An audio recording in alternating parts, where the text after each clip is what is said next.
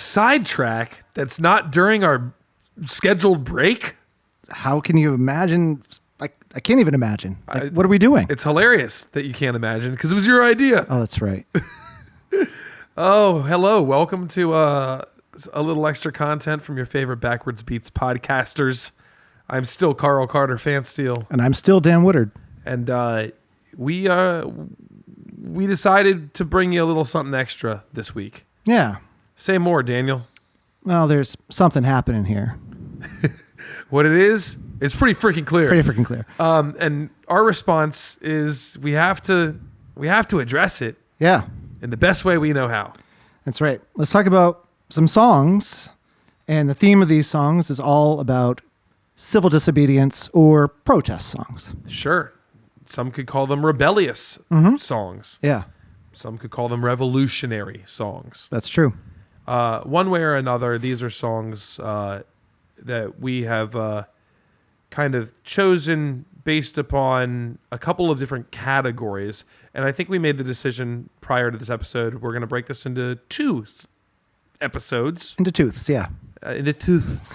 Because it turns out when you're talking about protest songs or revolution songs, there's actually a ton of subgenres. Yeah. Today we're going to cover three, which are... Say anti-war or peace. Sure. Then we'll move on from there. We'll talk about civil rights, racial injustice, and we'll talk about anti-authority and rebellion. Perfect. And then next time we'll read off another three and get you some more content there. Yeah. And so, like I said, I feel like it's an appropriate time right now. There's a lot of upheaval, a lot of confusion, a lot of stress, a lot of crap going on right now. We're not going to talk about that crap, but if you need a soundtrack for how you might be feeling, maybe we can help provide one for you. Sure. And I think also, it's important to note that art has always been such a fantastic means of communication, Yeah. but also coping. Yeah. This is how some people journal. And if you're looking for that kind of catharsis, right? Yeah. Some way to go, yeah, I feel just like that. Hopefully a couple of these well-known tracks can help resonate in your ears. Yeah. On my end of the table, because this is a relatively new idea to us, 48 hours ago. Yeah, something like that, yeah. My approach was let's grab time-tested songs. So I really made a point to get out and I had a lot of songs from artists I personally enjoy and songs I personally enjoy. I've distilled my list down to really well-known songs. Mine are mostly well-known. Maybe a couple of obscure ones. I don't know if they're really obscure. But I do have some newer songs on my list. I like that because traditionally it was really easy to make, peace songs, anti-war songs about the wars that existed. Right. So, yeah, extra points for you for picking stuff that's more modern. Thank you. I might have up to 2014, actually. That's pretty good. Maybe 2020. We're living in a time where you can see a lot of music pop up day of or day after events too, just because of the proliferation of social media and TikTok and all the music that flies around there. Do you remember how big Rich Men Out of Richmond got? Yeah. Super fast upheaval. Yep. And or north of Richmond, whatever it was called. But that's a good example of a current event and someone quickly responding. Yeah. So yeah, without further ado, because we're not trying to make this an hour and a half long, let's get in. So the anti-war and peace is our first topic of conversation. What do you have? Well, so first song that comes to my mind has the word in it. Okay. War. Yeah. Good guy, y'all. What is it good for? His name is Edwin Starr with 2 R's. I love that song. It's so funky and full of attitude. Yeah. You can hear the angst in it. Yeah. And he asks the question so plainly. What is it good for? Very repetitive. There's not a lot to the song. No. Awesome bass line. Oh, so good. And like the group yell Yeah. and the disgust when he says absolutely nothing. It just Yeah. energizes me. I think it's such a brilliant and simple take Yeah. on how I think a lot of people felt about war at the time. Yeah, there are so many songs from the 60s that it's even hard to narrow them down. Yeah. Right? Between civil rights and the Vietnam War and everything going on. Cold War. Like, there's a lot. Think about what you came out of, though. You came out of a lot of like saccharine, doo-wop, lovey-dovey stuff. Right. A lot of croonery stuff. Mm-hmm. So, maybe they were...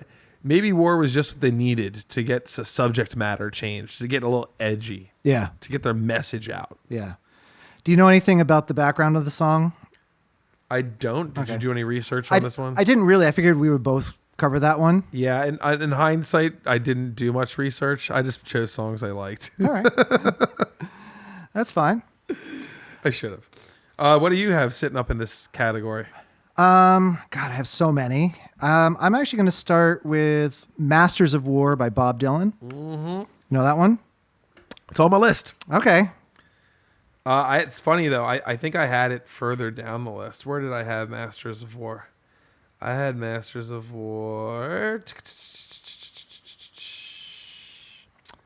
Oh, no. It's right there. It's the fourth one. Okay. Yeah. I mean, the lyrics, that's what he's known That's for. what Dylan does. But man, the lyrics of this song are just so powerful. All the whole thing about, basically the leadership hiding in their mansions while young people's blood flows out of their bodies and buried in the mud. Like, yeah, so good. There's imagery there too, and he's not afraid to kind of call it as it is. Oh, and he gets mad.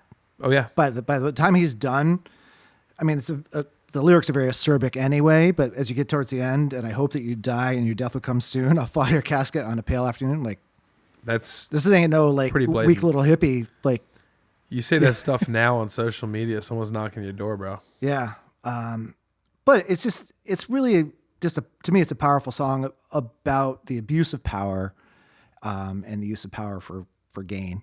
Yeah. So yeah, and I have another one in that same vein that Which one would that be? So this one, you probably don't know this song. Okay. This is a song called "Disposable Heroes" by Metallica, and they have it's this whole thing, basically about the disposableness of the military. Yeah, from a certain this has to be perspective. troops Yes. like just throw bodies at it. Yeah. Which is horrid. Yeah, and it goes, and it's from two perspectives. The first perspective is of the soldier, and it has lyrics like "Soldier boy, made of clay, now an empty shell. 21, only son, his body served us well. Bred to kill, not to care. Do it just as we say. Greeting." Off the top of the dome here. Off the top. Yeah, off the top. I can't remember. It was like, "Greetings, death. He's yours to take away." Just like, done. Yeah. Yeah. Ugh. Yeah. And it sounds like Metallica writing too. Yeah, it's really well done. And actually, I had a funny story about it. Is my senior year in high school, for like our final English exam, we had to write a poem, and my friend Tim just wrote the lyrics to "Disposable Heroes." Just ripped it off and was Right, like, the 'cause teacher will never know. She's never gonna know. She's no way she's listening to Metallica. There's no internet, right? Anything like that. And of course, he gets an A. Like, this is incredible writing. You just came up with, because it's certainly good enough, like just to come up with it, off the top. Yeah. Sitting in an English exam, you think she would have called some BS on it, but yeah. Fantastic. Yeah. Okay, he got away with it. Yeah. Other things you cannot do nowadays for 500, please. Yeah. One more I feel like we'd be remiss not to throw in here, and one of my favorites, good old War Pigs. Yeah, 1970. Such a great account of just how insane the machine is behind this, right? Yeah. And this was inspired by Geezer Butler's like dread of being drafted. Exactly. Yeah. I did know that piece. Yeah. You like the Cake cover of this one? It's pretty good. There's some good covers. Cake does a fantastic job. This is a song that I feel like would be really, really hard. Some songs are sacred, you don't cover them. This one's kind of on the cusp because I'm not like a big Ozzy fan either, but Right. I wouldn't trade that for anything. Like the presentation of this tune's incredible. Yeah. And I love the recording of it. I love the production of it. And you feel like the bitter in it. Yeah. The whole song just really leaves you feeling unsettled. And that's what I think a song about such a crazy and important topic should do. Yeah. Two other really good covers of that song. Faith No More does a great cover of it. Yes, and who else? Who else? T-Pain. T-Pain crushes this song. Crushes it. And his band, notably. Yes. Deserves a ton of respect. Yeah, basically it's a studio band. But the guy can sing. Yeah. He only uses that joint for an effect. Right. Anti-war and peace songs. There you go. Yeah. Let's move over to civil rights and racial injustice. Not quite ready yet. Oh, please. I have to talk about Fortunate Son. Oh, of course. I mean, I'm not talking about Fortunate Son. Again, it's the same topic, right? The fortunate sons are of the wealthy and the powerful who get to avoid the draft, while poor working class are sent to fight and die, right? It's. You see the Family Guy episode where Quagmire is going back and he's like, and they're like, what was the worst part of that war? He's like, for some reason they just kept playing Fortunate Son. Right. Oh my God. Yeah, that was literally number 2 on my list. And rightfully so. I mean, the song, it embodies it in a 3-chord major way. Right. It doesn't have the same weight initially. If you're not listening to the subject matter, you don't know what's up. Yeah, but Fogerty's voice is just awesome. Yeah. I mean, it's a tough way to sing. He is really, really like gritty. He never takes anything low. Yeah. And you can hear it in the chorus. You really are like, okay, this isn't a happy song. No, it's not. But it's all major chords. So it feels happy and it's upbeat in tempo. Yeah. But no, Fortunate Son, there's the one. I can't unhear it without like a helicopter shooting off a minigun. Yeah. And then my other one is a newer song that you may be familiar with. It's BYOB by System of a Down. System of a Down, yeah. Okay. It's about the Iraq War. Yep. Bring Your Own Bomb. That's the one. What it is. Song crushes. Yeah, dude. They're so fantastic. Yeah. And again, it's the same thing. It's the government sending the poor, while they probably don't. To frontline it. Yep. The only other mention I had in there was I was looking for a peace song, which was good old John Lennon. Give Peace a Chance. Yeah. I have that one too. Yeah. Lovely. Yeah. All right. Now civil rights? Sure. Let's go to civil rights. Hey. Well, there's the big obvious choice you have to take, which is the theme for civil rights music, which is Marvin Gaye's What's Going On, in my personal opinion. I feel like every time we talk about civil rights, if there's a documentary or a piece going on, for some reason, like every producer in the world, I mean, media digital producers, will stream that in the background. Yeah.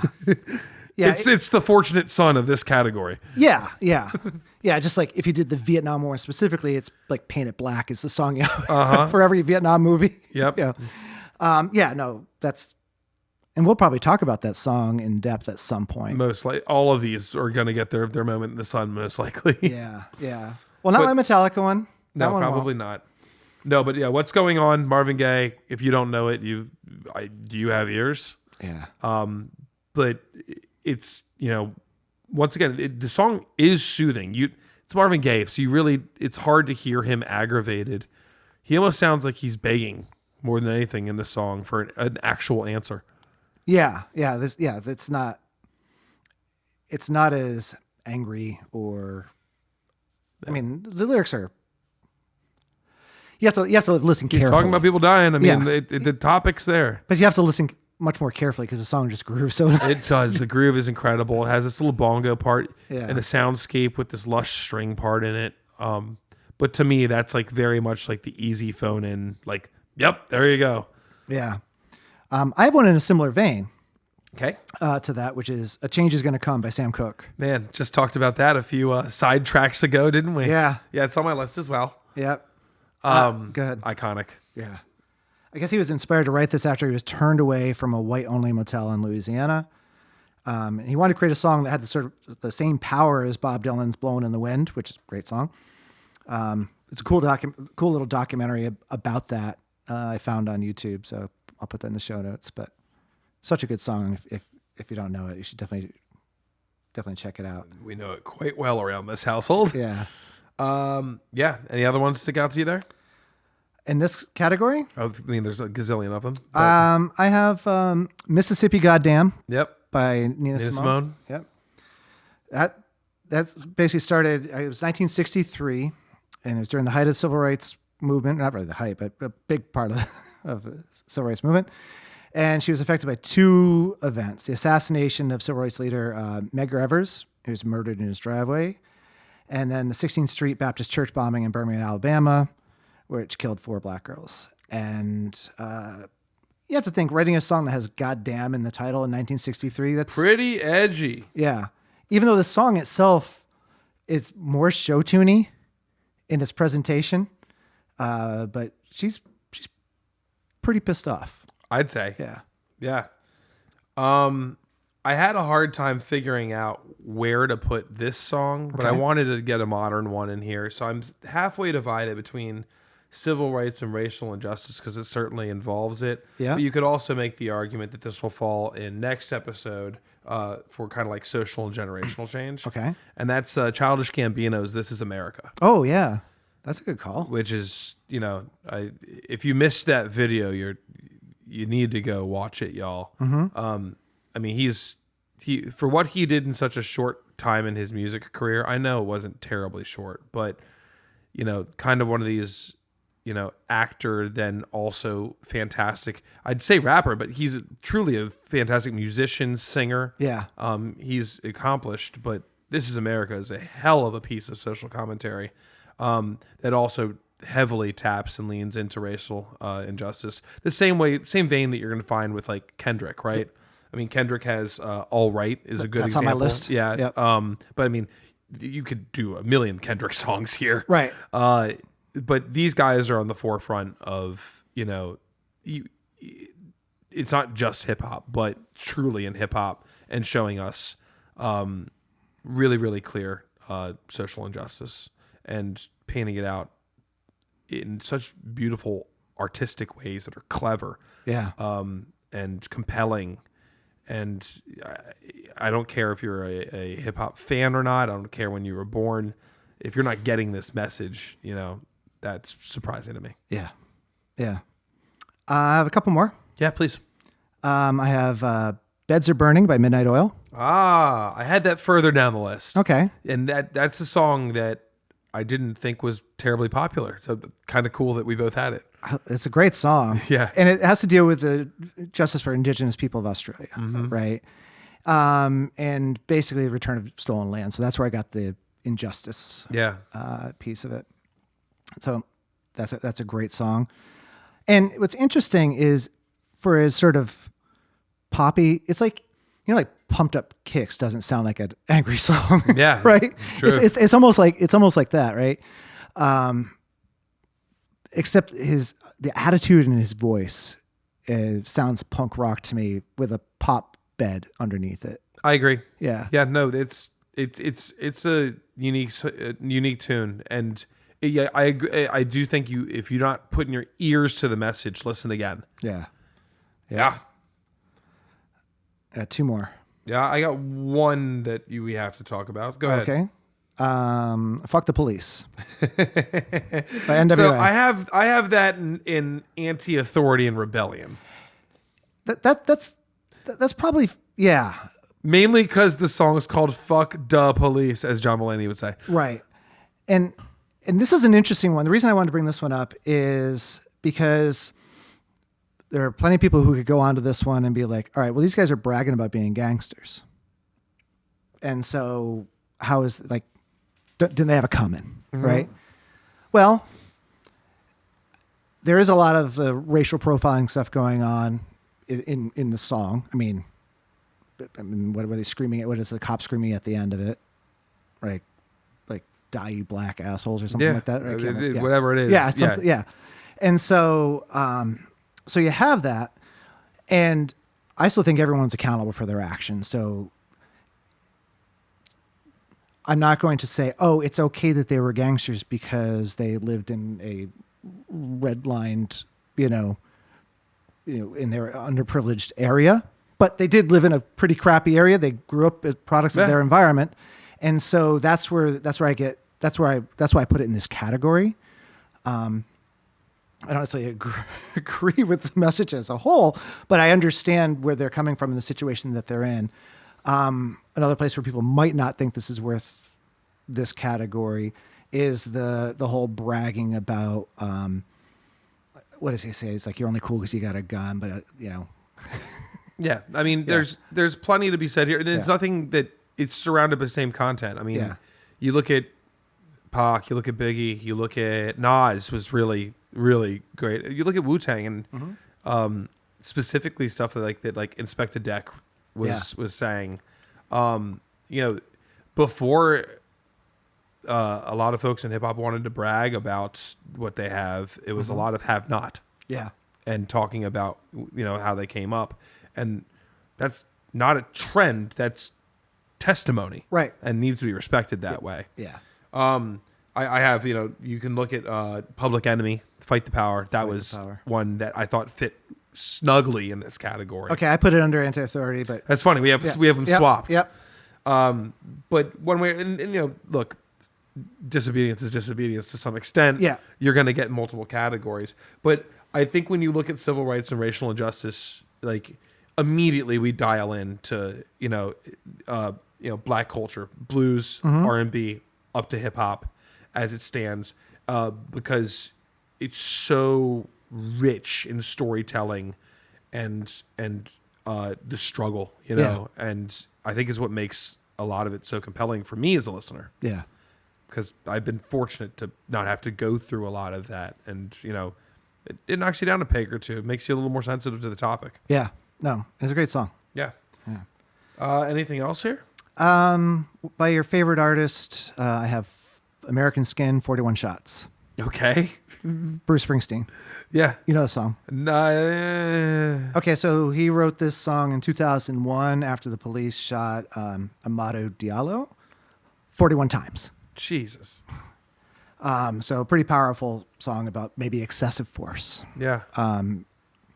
And it talks about the fear and mistrust that grows in poor communities and black communities, and has this, like the song ends with, "You get killed for living in your American skin." Yeah. Powerful song. It's not my favorite song. It's one of his sort of more like. Actually, I do like this song, and we'll maybe talk about another song, but like Ghost of Tom Joad, I think is a great song. I like Rage's version better. There you go. But it's in that sort of era of a calmer song, but I think he says 41 shots 41 times. Yep. In the song. So it's a powerful song. Yeah. Real quick to backtrack. I'm thinking about like racial and social injustice, right? And I'm that's a weird sentence, but yeah. Yeah, civil rights. I know what you mean. Sorry. Civil rights and racial injustice. Yeah. And I'm like, okay, cool. So if you were to put Zombie by the Cranberries in one of these categories, so that's not racial per se. That you could argue it's religious. You could argue it is social or like classist to an extent. Yeah. You could also say it's an anti-war song. Yeah. So that kind of straddles a bunch of places. Yeah. But I'm going, okay, cool. I sure the African American community is, this is a lot of content that we have here in America from here. Is there anybody else? I'm going, the Irish? Yeah. Yeah. But Zombie fits somewhere in here, right? It's funny. I had it on a list, and I just, it's probably at the bottom somewhere. It wasn't on my list, and I was like, I have to say it on the mic. Yeah, I probably have like 60 songs altogether, like floating around here. But and that's probably just scratching the tip of it there. Yeah. All right, do you want to move on to our last category for this piece of content? Yeah, let's do it. All right, we have Anti-Authority and Rebellion. Okay, what do you have for your first one?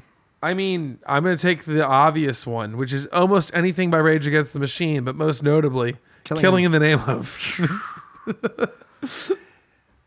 Some of those who work forces are the same that burn Or crosses. Yep. Yeah. And then let's not forget the best lyric. It's a very repetitive song. And now you do what they told you. But it's just so Yeah. perfect. It's so perfect. And I just saw the clip the other day where they were performing it on some channel, BBC or something like that. And they were told they weren't allowed to do the last, several lines. And of course he did. And they cut him off on TV. What? You cannot tell Rage Against the Machine you can't sing the lyrics to your song. Or like choose another song. Right. Do Testify or something. Know your enemy. But like, yeah, why did you're like, hey, that song that goes, fuck you, I won't do what you tell me. 27 times. Yeah, exactly. Could be 41 times. Yeah. Ooh. Yeah. And then tell them not to do it. Y'all asked for that. It's the best part of the song, too. Yeah, precisely. So hype. I got fired from a bar for playing that once. We had, this is I can't believe the guy didn't get in trouble for this. So at work, we have like a department meeting, and this one guy does a DJ, just play some music as we walk in, some stuff as we walk out. It's been doing it for a long time. And he puts on Killing in the Name. This is like during COVID. And so most of us are remote, or like we're maybe just coming out of the pandemic. And I'm like, oh, I usually just hang up because, I'll listen to this song. And is he doing the radio edit? Does he remember how this song ends? Yeah. But you're holding on. And usually people just bail, right? No one's playing the song all the way through, but there's like 40 people like, And oh my God. God. Like, is he, which version? Are the parents here? Yeah, who's gonna? Yeah. Yeah. And it was the real version, and took it like 3 or 4 times before he was like, oh God, I've got to stop. I love that. Hooray. Yay. You did the thing that we wanted you to do. Yes. Now someone call HR. No one did. That's pretty chill. Yeah. I mean, that's the easy one, right? That's the easy one. Uh, Let's see. I have The Revolution Will Not Be Televised by Gil Scott-Heron. God, love it. It's I have that one under social and generational, but with that said, every time that song comes on, it's like Die Hard or one of the Bourne movies. I have to listen to it all the way through. Yeah. Once it starts, it's so beautiful. I had the thought to cover it, only to tell myself I'm not allowed. No. That's not for me. I have not earned that, and I won't. So, but I have an immense amount of respect for that song. It's so fantastic. Yeah. Yeah, you could play Street Fighting Man by Rolling Stones if you wanted to. There you go. Boo hiss is not nearly as cool. No, but it's a good song. As The Revolution Will Not Be Televised, which is a song that needs to be bumped nonstop. It might be one of the most important songs of our time right now, if you ask me. How so? I think Because I feel like it is being televised. barely. Yeah. No? Barely. CBS ain't showing it. Yeah. Right? And so that's the funny part. And what I like about it is it's a call to action, and it removes excuses without pointing a finger. Right. By informing us all of the ways it will not be televised. We don't have to take it literally. To be televised, Yeah, right? Yeah. That was the height of technology. We'll look at our height of technology. Now it's all on the phone, right? Right. And so he's effectively outlining, he's taking away every excuse. Yep. It's not going to be handed to you on a silver platter. It's not going to come in a harmony that you like, a flavor you like, a color you like, at the time you like. Yep. It's going to be live, and you better be there and not miss it. Yeah. I love that call to action. I think it's just such an earnest, fine piece of art. Probably my favorite piece on the entire list we'll talk about today. Wow. Yeah, that's a great song. Yeah. It's a great song. I have another one that's straddling the line, and I feel like this one is either going to be social or kind of anti-authority. Okay. And that is one Cult of Personality by Living Colour. That's interesting. I did not put it on the list. It came to mind. I think it might fall under social though, but I like it as anti-authority. Okay. Right? Because they really get it when a leader speaks, the leader dies. Like they really get into some tough stuff in the energy of the song.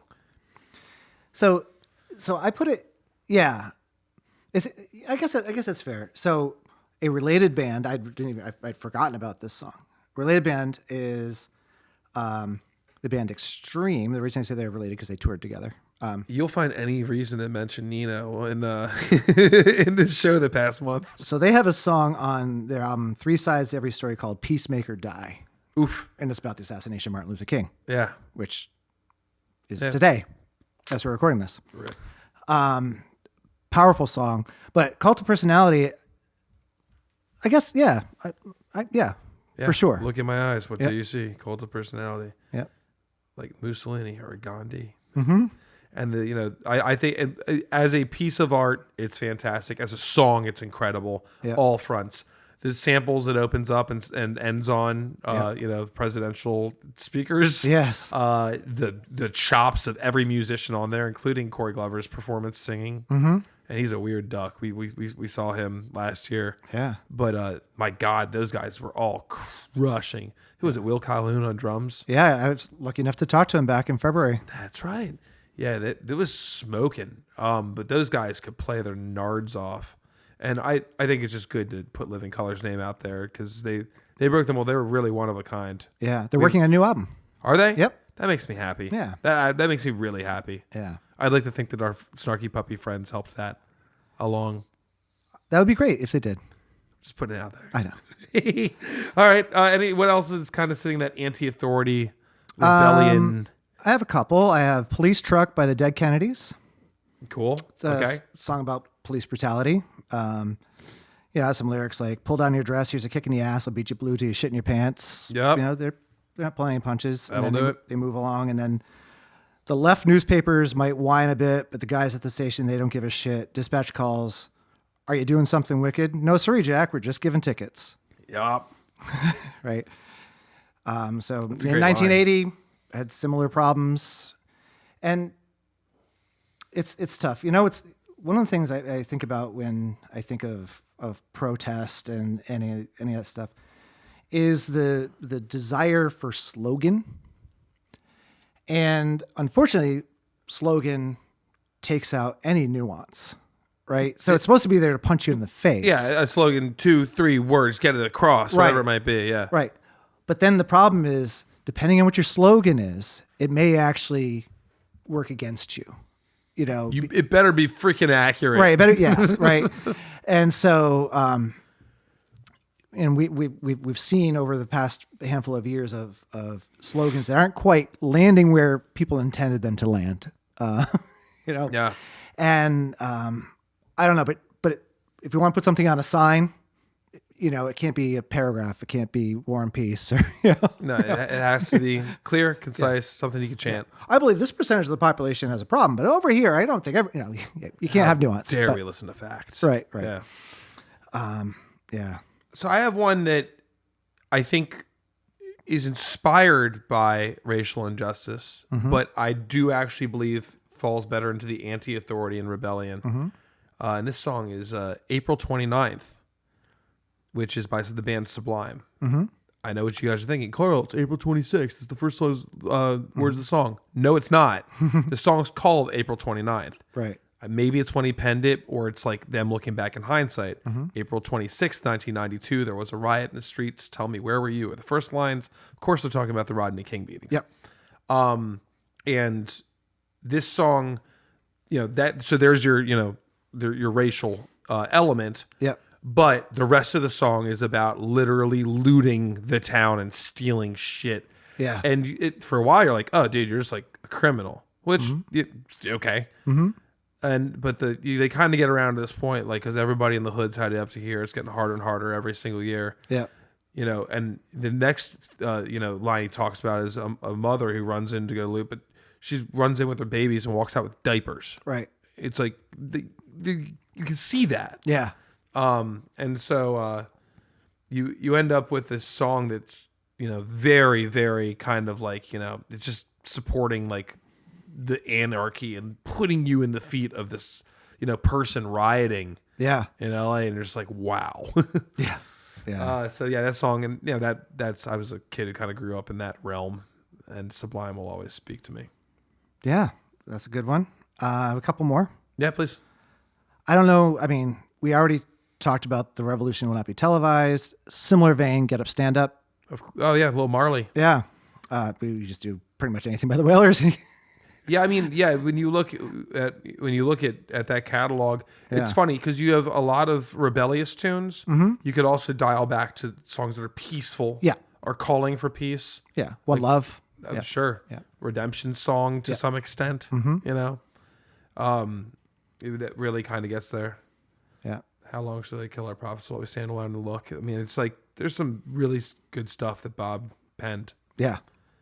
Oh, yeah, I could talk about this forever. Yeah, There's so many songs. I have You Haven't Done Nothing by Stevie Wonder. Oh, cool. I have a different Stevie Wonder song. Okay, but Okay. that's a great tune. Yeah, it's about Nixon and Watergate and all of his promises and lies, and it's a great song. Yeah, yeah. For if you were to go back to the racial injustice, for Stevie, I had "Living Just Enough for the City," Mm-hmm. That's a good which song. really hits. Yep. And especially the skit. Yep. At the end, you're just like, oh my god. Yeah. And for him to sing it so beautifully and effortlessly, but Mm-hmm. hit such deep content is always so meaningful. That's why they call him Stevie Wonder. Stevie's like, he kind of just like floats in the clouds for, I think, a lot of people, especially me. It's weird to like, it's almost like granddad. Like, you're not allowed to talk about bad things, like, Yeah. isn't she lovely? Right. But he does it so beautifully, and Right. especially on intervisions, and he can really get into deep content, and you have to do a double take. Yeah. Because it's so beautiful the way he does it. Yeah. All right, since you mentioned that, you might as well mention Pastime Paradise too. Oh, there you go. Which would later turn into Coolio's Gangster's Paradise. Yep. The thing about Coolio is, you probably hear me. I use that as a term. I just say, "Hey, are we good?" Or you'll say something like, "Yeah, Coolio," and I just say it because of Coolio. And in the world of like Teams meetings and all that sort of stuff, my response, so Teams has Giphy on it or whatever. And so someone will say, they'll give me an update on something, and there's this cool GIF of Coolio on a big wheel. I've seen it. And I constantly do that, and I bet you most of the people I'm sending it to now, because they're younger than I am, they say, I don't, who's this clue. guy on, No on the big clue. wheel? I'm like, it's Coolio. Like, it's two steps of stupidity. Like, first I'm saying Coolio as my response, and now I've just turned it into the Coolio GIF. Oh, God. Poor kids. I feel bad for them now. Yeah, that's a good one. I feel like Anarchy in the UK is pretty anti-authority. Yep. That's the Sex Pistols. Yeah. Yeah. Had that one. Yeah. That's kind of a given with them. Yeah. Did you have London Calling? I have that one. I mean, that once again goes without saying. We were talking a little bit before this, but for the Clash, who I absolutely adore. Yeah. I was trying to figure out, is Rock the Casbah a protest song, or at least commentary on I think it's social commentary. social commentary? Yeah. That would fit this, and I'm gonna go with yes, just because I really want it to be on the list. That's fine. But London Calling fits perfectly. Yeah. Everybody Wants to Rule the World by Tears for Fears. Wow. Okay. Welcome to your life. You want to sleep, they will find you acting on your best behavior. Okay. Yeah. I'll buy it. Yep. I'll buy it. It doesn't seem like the anti-authority song, but it Yeah, is. I mean, and then because it's so beautiful. yeah, there's nothing wrong with that song. I will say I'm kind of over watching, YouTube and TikTok drummers try and do weird metric modulation type. Oh, yeah. Look at how I play this beat. And okay, guys, I got it. Well, that was because of Elvis Mario Siberiano. It is. Yeah. It is. He did it first, He did it first, and he did it best. and let it be known. Yeah. All right. Any other songs of note for any of the three categories you need to bring up before we put this one to a close? I feel like Authority Song by John Mellencamp Okay. is, I know the tune. is a pretty good one. And with all the stuff that we've talked about, here you have a Midwesterner coming in with, because we've talked about coasts, we've talked about different areas, but there isn't a ton of protest, in protest songs that I'm aware of that's coming out of that part of the U.S. And I don't know. It just talks about the feeling of frustration and helplessness, right? I fought authority, and authority always wins. Yeah. Right. Good song too, and I mean, I guess Miranda Lambert has some protest Sure. stuff. I mean, if you want to go that route, on a lighter note, depending on what you consider authority, you can't not mention the Beastie Boys. You got to fight for your right to party. I was making dinner tonight, and that song came into my head. Kick it.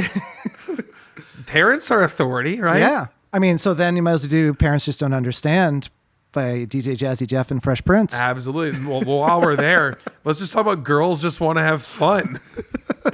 There you go. You tell your dad how you feel about this. Yeah. It's anti-authority. Absolutely. Yep. This is just all it comes down to. Yeah. But in all seriousness, it's fun to, and fun's not the word. It is fun, but it's relieving to be able to look at,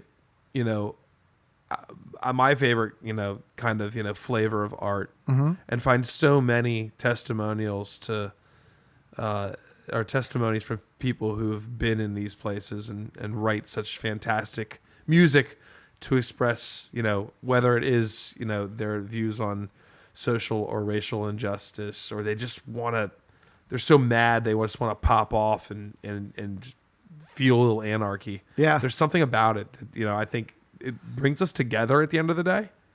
It does. It does. And it's hard to convey a message concisely. Yeah. And music is a great vehicle for doing that. Indeed, because there are enough rules in place for conventional music. Like it's got to rhyme. You can only get so many words out in this phrase or pentameter or to make it rhythmically sound. And so when you can get it behind a pulse, you can hook people's ears. You're not just a dude on a soapbox anymore. Right. And that helps. It does. It does. That was fun. It was. What 3 topics will we hit on our part 2 of this? For part 2, I think we'll talk about social and generational change, social satire and critique, I like that one. and environmentalism. Yay! Well, we hope you enjoyed this little slice of content. And remember, your media is like your spice cabinet. You have multiple sources you can pull from. One source doesn't simply work for every single recipe, every single day. Keep an open mind and an open heart. And when all else fails, you can always listen to music. That's right. And if you don't feel like listening to music, you can dial in, listen to Backwards Beats podcast wherever you find your podcasts. That is correct. I'm Carl Carter Fansteel. I'm Dan Woodard. We'll talk to you soon. Peace. Literally.